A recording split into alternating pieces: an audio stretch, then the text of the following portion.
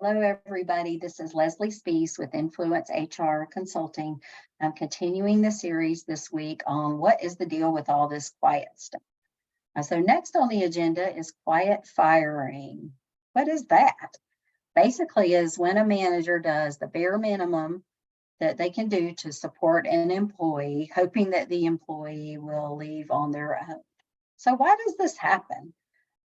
Lots of times I think it's because the manager hasn't done what they should do to manage performance and hold an employee accountable, and they get frustrated, and so they decide that they're just gonna, make the employee's life a little bit difficult, and hopefully they will leave on their own. So if you're a manager and you're doing that, don't do that anymore. And then the other is, I think, not as malicious, but sometimes they're just absentee managers that aren't really there to support anybody.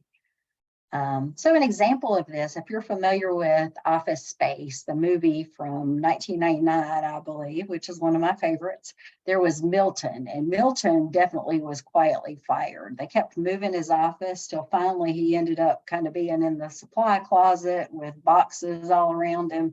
And he really treasured this red stapler, and kind of as the last act of toxicity, the manager takes the red stapler from him and he ends up burning down the building. So be careful if you're a manager and you're quiet firing someone. So what if you're an employee and you think you might be quietly fired? So here's some things to look for. Maybe you haven't gotten a raise in quite some time. Your one-on-ones are canceled frequently. Your manager is not engaging with you like they used to. Maybe you're not being included in meetings and other things that you used to or you should be.